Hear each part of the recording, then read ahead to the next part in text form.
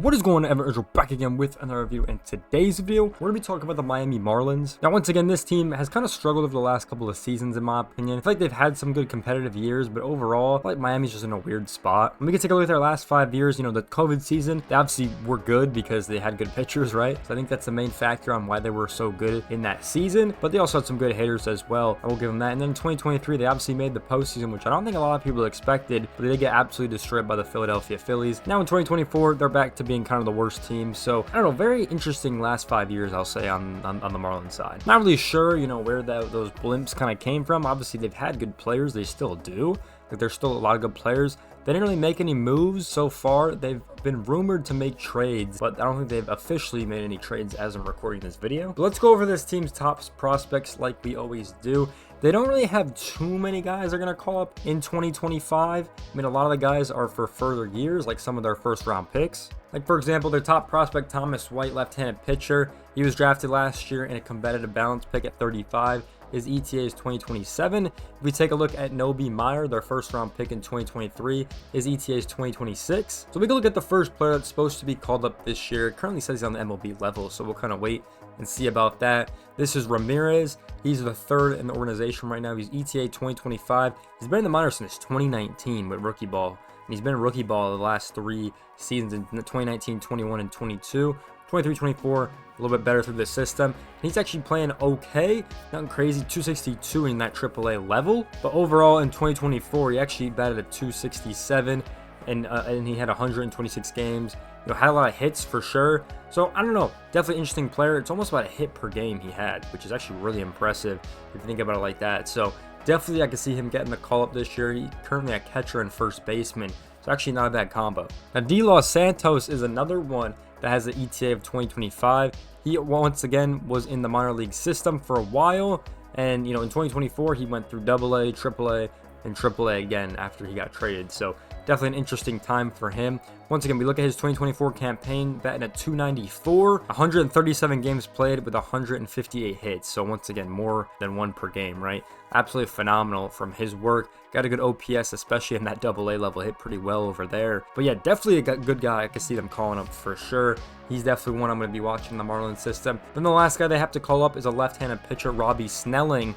He actually played pretty much every level. He played at the AA level and then the AAA level. So in 2024, he had a 5.15 ERA, pitched about 115 innings, gave up 130 hits, 17 home runs, and 45 walks. So the ERA wasn't there compared to his 2023 season, but at the AAA level, we'll kind of see how he does. You know, he only pitched 1 game in that AAA level, and he gave up about 2 runs, it looks like, in 6 innings. So we'll kind of wait and see how he develops moving forward. So they got about 3 prospects they're going to call up this year from the top guys. They got a lot of guys to call up in 2026 if I kind of just scroll down a little bit, in 2027. So definitely see how these kids develop and see how they do moving forward in the Marlins system. Obviously, the Marlins are really known for really good quality pitchers. I mean, we've seen that in the past with this team. But let's take a look at the Marlins salaries. Now, Baseball Reference has updated their website, and it has the 2025 date as the first date, which is so exciting. Very happy about that. But the Marlins actually don't have anyone on contract right now, which is very interesting to think about because everyone's in arbitration. So I think this is the first time I've ever seen this where a team has everyone in arbitration. They currently have a couple estimates on here with a couple of their guys that they think was going to get there. These estimates are coming from mlbb.traderumors.com. So they do a pretty good job on their website. I really like that as well. But yeah, they don't have any money committed to the team right now. And they think the arbitration cost is only going to be $14.4 million. And it's going to max out at $27.56 million, which is pretty crazy to think about. Obviously, this is going to get higher. We'll see if they sign anyone, right, moving forward. But very interesting on the Marlins contract side that we have over here so far. There was a couple rumors that a couple guys could be getting traded on this team. We've already seen the Luzardo kind of trade rumors and things like that. We've seen a couple other pitchers they could trade as well. But right now, the contracts is nothing too crazy on this team. We'll take a look at this depth chart. I'm very excited to see Alcantara back playing. Obviously, he had the Tommy John surgery last season, so he wasn't able to play, which was unfortunate. But they have so many pitchers listed on their rotation, so definitely interested to see who they're going to actually play. I think Meyer, young prospect, probably could get one as well. Get a nice start in there. Obviously, Luzardo will probably start. and they kind of got to figure out the last 2 or 3. We'll kind of wait and see. Edward Cabrera, once again, good pitcher. We know him, and MLB The Show. So yeah, definitely a very good rotation, like always. The Marlins have always had a good rotation. I don't think that's going to change anytime soon. In the bullpen, not really sure who many of these guys are, to be honest. They obviously traded a lot of their bullpen pieces in the last trade deadline, so they probably got to rebuild this back up. Not totally sure who these guys are. Let me know in the comment section if you guys think these guys are good, or because I definitely don't. Or we'll see if any of those guys emerge moving forward. Yeah, then looking at their starting 9, I mean, I couldn't name one player, honestly, on this team. A lot of these guys seem to be prospects or young players or bench guys. Not really sure a lot of the players really on here. There's a lot of the Marlins players left after the 2023 season, and there's a lot more that left after the 2024 season. Kind of why they broke down. But I really could not tell. I couldn't give you a good estimation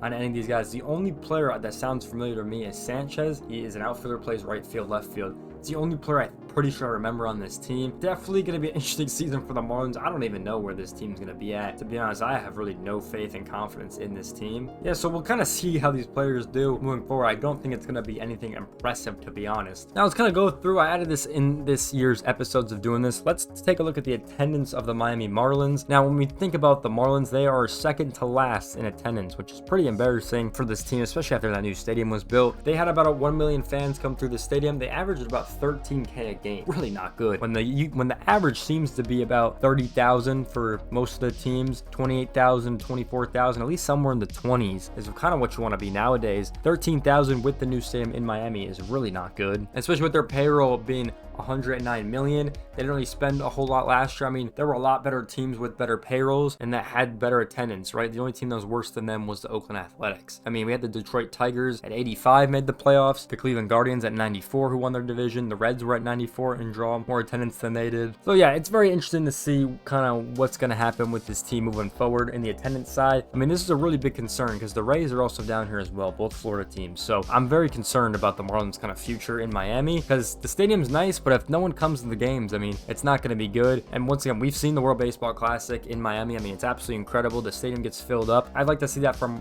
Marlins games. And it really doesn't matter if the team wins or not. To me, it seems like it's just always stagnant like this, which is kind of unfortunate, but I mean, it is what it is. They just don't draw. And let's look at the Marlins draft position. Once again, we just had the MLB draft lottery. Taking a look at the Marlins draft position, they had the best odds to get the #1 pick, and they ended up 7th, which is really unfortunate. They had the Cardinals and Seattle jump over them at like a 0.3 and 0.5% chance, which is just insane. So you guys know my thoughts on the draft lottery. Not a big fan of it. Kind of sucks for the Marlins that they're going to get the 7th pick this year, but that's still not a bad pick. They're still going to get a good player.